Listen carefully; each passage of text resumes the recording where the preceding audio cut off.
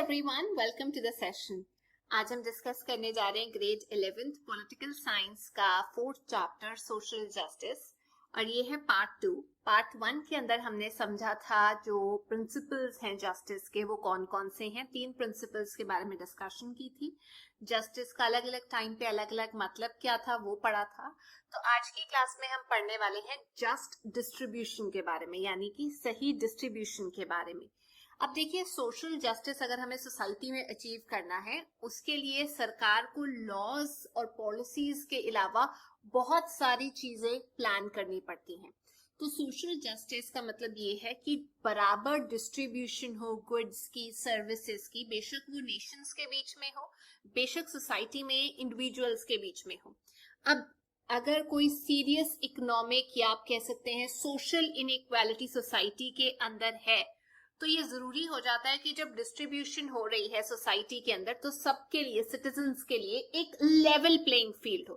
Distribution तो तभी हो पाएगी ना जब सबके पास एक्सेस होगा। तो जब मैं सोशल जस्टिस की बात कर रही हूँ उसके लिए सिर्फ ये मतलब नहीं है कि लोगों को बराबर तरीके से लॉ के द्वारा ट्रीट किया जाए।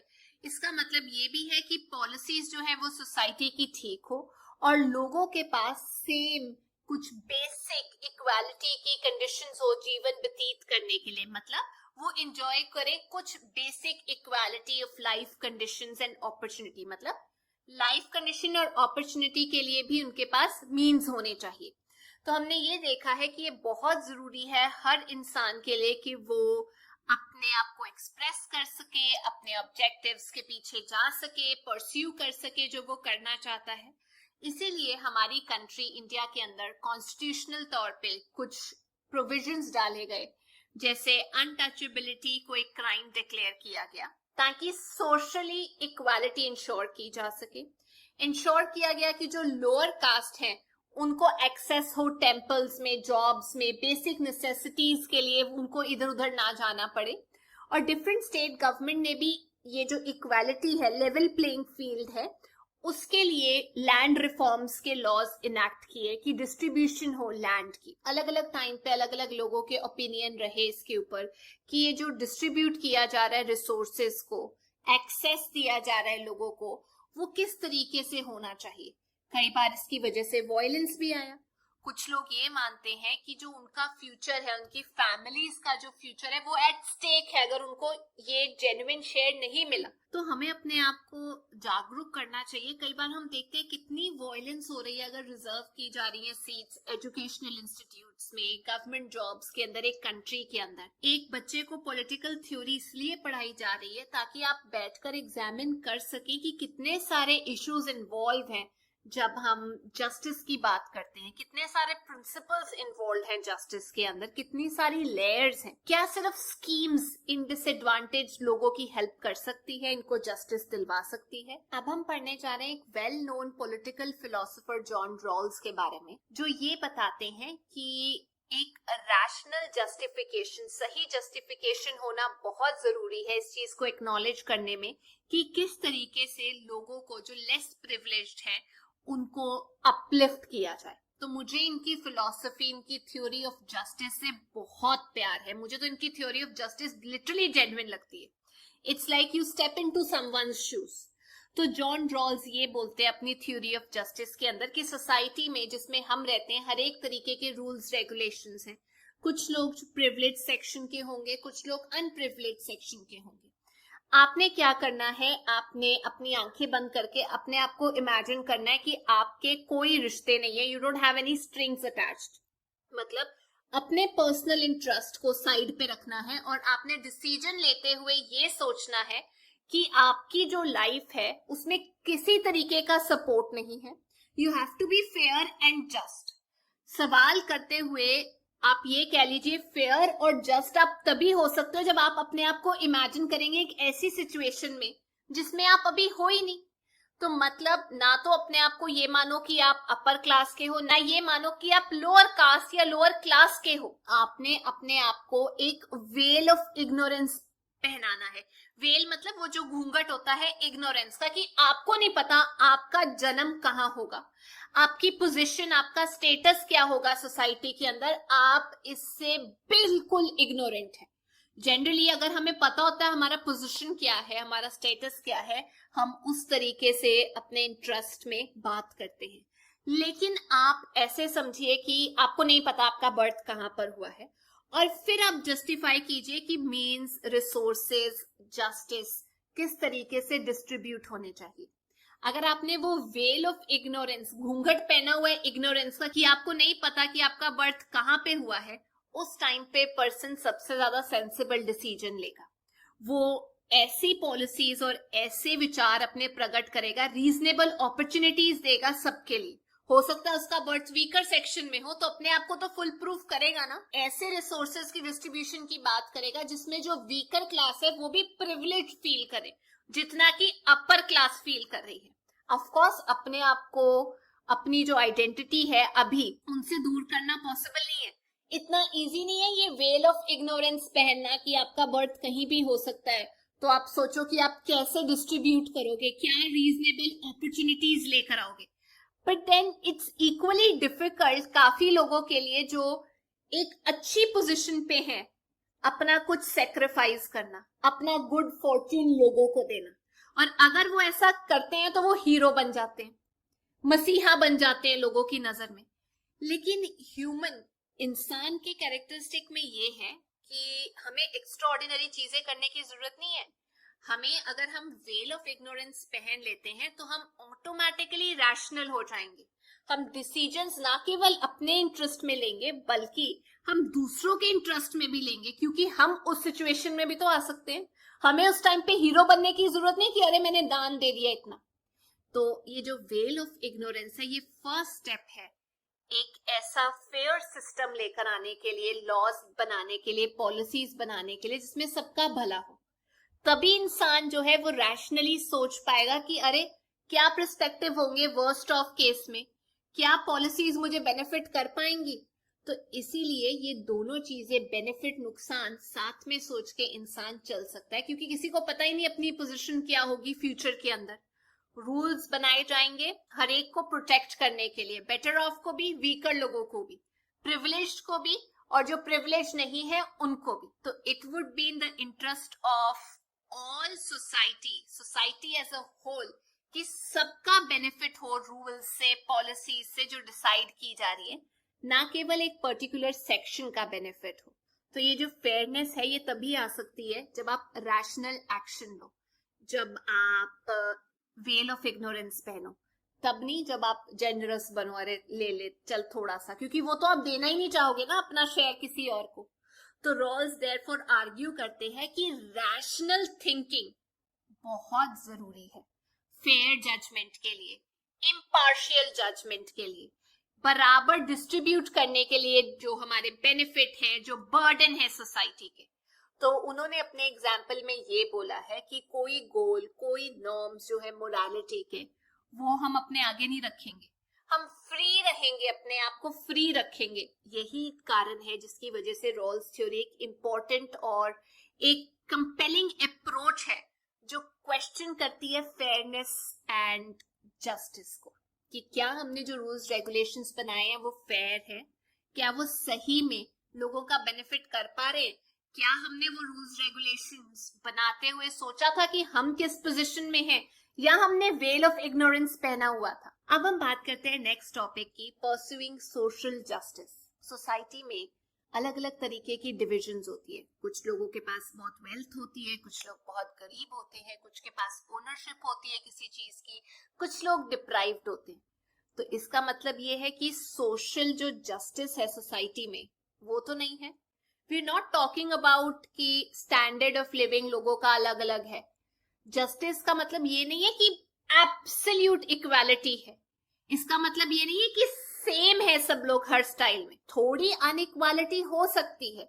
मतलब ये कि कम से कम लोगों के पास बेसिक मिनिमम कंडीशंस तो है जो उनको एनेबल करे कि वो एक हेल्थी लाइफस्टाइल, एक सिक्योर लाइफ जी सके।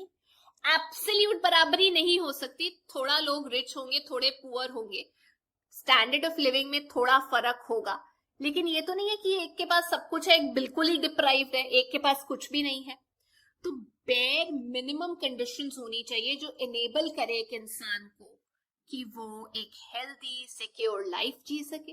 साथ में अपने टैलेंट को डेवलप कर सके, उसके पास इक्वल अपॉर्चुनिटी हो कि वो अपने गोल को परस्यू कर सके, तब हम कह सकते हैं कि हम परस्यू कर रहे हैं, सोशल जस्टिस की तरफ को जा रहे हैं। अब हम कैसे डिसाइड करें कि ये बेसिक मिनिमम कंडीशंस जो हैं एक बंदे को चाहिए वो क्या होंगी? काफी तरीके से कैलकुलेट करने के लिए जो अलग अलग गवर्नमेंट ने बनाए, जो इंटरनेशनल ऑर्गेनाइजेशंस ने बनाए, जैसे world health organization. But in general लोग ये मानते हैं कि बेसिक का मतलब ये आ जाता है कि कुछ अमाउंट ऑफ नरिशमेंट होनी चाहिए हेल्दी रहने के लिए, हाउसिंग होनी चाहिए, साफ पानी तो मिलना चाहिए, एजुकेशन का एक्सेस होना चाहिए, मिनिमम वेज होनी चाहिए। ये तो बेसिक कंडीशंस में आता है कि नहीं? लोगों को उनकी बेसिक नीड्स को पूरा करवाना डेमोक्रेटिक गवर्नमेंट की रिस्पॉन्सिबिलिटी है। हाउएवर आप ये कह सकते हैं कि ये जो बेसिक नीड्स पूरी करवाई जाती है इसकी वजह से गवर्नमेंट पे एक बर्डन है, पैसे चाहिए होते हैं। खास तौर पे इंडिया की बात की जाए जहां इतने गरीब लोग हैं, तो गवर्नमेंट को फंड्स तो इकट्ठे करने पड़ते हैं, इसीलिए गवर्नमेंट बोलती है टैक्स तो दो। अगर हम ये सारी चीजों के साथ मान भी जाए तो हमें कम से कम हेल्प करनी चाहिए डिसएडवांटेज्ड मेंबर्स की, सेक्शन की, कि वो कुछ डिग्री एंजॉय कर सके इक्वालिटी की। लेकिन डिबेट आजकल सोसाइटी में ये चल रही है, डिफरेंट वर्ल्ड के हिस्सों में ये चल रही है कि जब हम ओपन कंपटीशन की बात कर रहे हैं तो क्या फ्री मार्केट होनी चाहिए उसमें, या बेस्ट है कि फ्री मार्केट की जगह वहां पे गवर्नमेंट रिस्पॉन्सिबिलिटी ले कि ऐसे ऐसे फ्री मार्केट नहीं, हम रेगुलेट करते हैं। तो हमारी कंट्री में भी डिफरेंट अप्रोच मानी गई है डिफरेंट पॉलिटिकल ग्रुप्स के द्वारा कि कौन सी स्कीम्स हैं जो हेल्प करेंगी मार्जिनलाइज सेक्शन को ऊपर लेकर आने के लिए। तो चलिए सबसे पहले हम फ्री मार्केट के बारे में और स्टेट इंटरवेंशन के डिफरेंस के बारे में डिस्कस कर लें। जो लोग फ्री मार्केट की बात कर रहे हैं वो ये कह रहे हैं कि खुला छोड़ दो सबको, इंडिविजुअल्स को, वो कुछ भी ओन करें, कैसे कॉन्ट्रैक्ट में आए किसी के साथ, क्या सामान बेचना चाहते हैं, क्या प्राइसेस सेट करना चाहते हैं, क्या वेजेस देना चाहते हैं, कितना प्रॉफिट कमाना चाहते हैं, सब कुछ फ्री। मतलब फ्री है वो एक दूसरे से compete करने के लिए। ये एक सिंपल डेफिनेशन है कि सब कुछ फ्री चल रहा है, स्टेट या गवर्नमेंट इंटरवीन नहीं कर रही। लेकिन जो लोग इसके सपोर्ट में है, फ्री मार्केट की सपोर्ट में है, वो ये चाहते हैं कि सोसाइटी में जो डिस्ट्रीब्यूशन है, बेनिफिट है, वो बराबर जाए। तो जो लोग फ्री मार्केट को सपोर्ट करते हैं वो ये कहते हैं कि अगर स्टेट इंटरवीन नहीं करती, इंटरफेयर नहीं करती, तो जो भी मार्केट में ट्रांजैक्शन हो रही है उससे कोई ना कोई कुछ ना कुछ बेनिफिट तो कर ही पा रहा है। तो ये तो हो गए मेरिट्स अगर हम बात करें फ्री मार्केट की। लेकिन इसके साथ आज की डेट में एक क्लॉज आ रहा है फ्री मार्केट को चलाने में। जो लोग ये बोलते हैं कि एब्सोल्युटली अनरेगुलेटेड मार्केट नहीं होनी चाहिए, मतलब ऐसा नहीं होना चाहिए कि बिल्कुल सरकार इंटरफेयर नहीं कर रही। वो कहते हैं क्लॉज होना चाहिए, मतलब एक्सेप्टेड रिस्ट्रिक्शंस होनी चाहिए कि कहीं ना कहीं गवर्नमेंट को लोगों को basic minimum standard of living तो इंश्योर करना चाहिए ताकि वो compete कर सके। मतलब फ्री मार्केट छोड़ दो लेकिन कुछ लोगों को हेल्थ केयर, एजुकेशन या आप कह सकते हो बेसिक सर्विसेज की तो जरूरत है, और वो सर्विसेज कौन देगा? गवर्नमेंट इंटरवीन करेगी, प्राइवेट एजेंसीज बोलेंगे कि ठीक है हम करते हैं, हम देते हैं, गरीब लोगों को एम्पावर करते हैं। लेकिन जो पॉलिसीज बनाई गई है उसमें भी तो प्राइवेट एजेंसीज ही आके इनकरेज किया जाएगा उनको स्टेट के द्वारा कि आप ये सर्विसेज दे लोगों को। अब जरूरी नहीं है कि वो ऐसे कॉम्पिटिटिव एनवायरनमेंट में compete करने के लिए सिर्फ गरीब लोगों की हेल्प करें। वो अपना सेटअप वहां करेंगे जहां अमीर लोग हैं, वो वहां से प्रॉफिट कमाना चाहेंगे जहां ऑलरेडी सब कुछ अच्छा चल रहा है। तो वो क्यों गरीबों के बारे में सोचेंगे, जो लेस प्रिविलेज्ड है उनके बारे में सोचेंगे? तो इसीलिए स्टेट का रोल एक इम्पोर्टेंट हो जाता है कि वो लॉज रेगुलेशन के जरिए इंश्योर करें कि ऑब्स्टेकल फ्री सब लोगों को चीजें डिलीवर हो। फ्री मार्केट बेशक न्यूट्रल है, जहां कास्ट, रिलीजन, जेंडर की गेम नहीं चल रही है। आपके स्किल के बेसिस पे आप कमा सकते हो जितना आप चाहें, आपको मेरिट दिया जाता है। लेकिन आर्ग्यूमेंट ये भी है जो फेवर करता है इस मार्केट को कि हमें ज्यादा चॉइसेस मिल रही है। नो डाउट जो मार्केट का सिस्टम है वो कंज्यूमर बेस्ड है, कंज्यूमर को ज्यादा चॉइसेस मिल रही हैं। लेकिन वही बात आ रही है, ये वही यूज कर सकते हैं जिनके पास पैसा है, और वो कंपनीज भी वहां से प्रॉफिट कमाना चाहेंगी जहां उनको पता है कि अच्छा रेट मिलेगा, उनको पैसे मिलेंगे अगर हम यहाँ पर कुछ बेचेंगे। तो अगेन कॉन्फ्लिक्ट ऑफ इंटरेस्ट आ गया फ्री मार्केट के अंदर। वो उन्हीं को फेवर करेंगे जो अमीर लोग हैं, वहीं पे जाके स्ट्रक्चर सेटअप होगा। तो गरीब लोग तो फिर बाहर निकल गए, सरकार को फिर इंटरवीन करना पड़ेगा। तो ये भी डिस्कशन का एक टॉपिक हो गया कि अरे फिर तो मतलब प्राइवेट एजेंसीज तो अपना वे वहीं पे ढूंढेंगी जहां पर क्वालिटी मिल रही है उनको पैसे की। एक और आर्ग्यूमेंट ये भी है कि चलो फ्री मार्केट के अंदर अच्छा पॉइंट ये है कि जो सर्विसेज गुड्स दिए जाते हैं वो बेहतर होते हैं एज कंपेयर जो गवर्नमेंट ऑफर कर रही है। कॉस्ट डेफिनेटली एक मेजर फैक्टर है जिसकी वजह से जो गरीब लोग हैं वो दूर चले जाते हैं इस चीज से, और जो वेल्दी और पावरफुल लोग हैं उनका इंटरेस्ट सर्व होगा और वीक लोग और वीक हो जाएंगे। तो आर्ग्यूमेंट जो रखे गए हैं वो दोनों साइड को कवर कर रहे हैं कि फ्री मार्केट फायदेमंद भी है और अच्छा भी करती है, अच्छी क्वालिटी डिलीवर करती है, लेकिन साथ में ये भी बोला जा रहा है कि इससे सोशल जस्टिस नहीं ना इंश्योर हो पा रहा जब तक स्टेट गवर्नमेंट इंटरवीन नहीं कर रही कि लोगों को बेसिक फैसिलिटीज अवेलेबल करवाई जाए जो बहुत जरूरी है मेंबर्स के लिए, सोसाइटी के लिए। तो ये जो प्रोसेस है जिसमें हम इक्वल डिस्ट्रीब्यूशन की बात कर रहे हैं, जस्टिस की बात कर रहे हैं, ये डेमोक्रेटिक सोसाइटी के अंदर, कंट्री के अंदर चलती रहती है डिस्कशन, एक हेल्दी आउटकम लेती है क्योंकि सब पॉइंट ऑफ व्यू एग्जामिन किए जाते हैं, हर कोई अपने व्यू को डिफेंड कर रहा होता है। तो पॉलिटिक्स से नेगोशिएट करके हम एक अग्रीमेंट पे पहुंच सकते हैं। डिफरेंट प्रिंसिपल्स हम लोग पढ़ते हैं जस्टिस के जो हमें हेल्प करते हैं डिस्कस करने में, इश्यूज को रिजॉल्व करने में और एक आउटकम पे पहुंचने में, जो बेसिकली ये है कि हमें जस्टिस को परस्यू करना है। तो ये थी आज की क्लास। आई होप आप लोगों को जॉन रॉल्स का रूल समझ में आ गया है और आपको ये भी पता चल गया है कि फ्री मार्केट के क्या पॉजिटिव एस्पेक्ट्स हैं और क्या नेगेटिव है। अब हम नेक्स्ट क्लास में मिलेंगे, बट अगर आपको ये वीडियो अच्छी लगी तो please make sure you like, share and subscribe.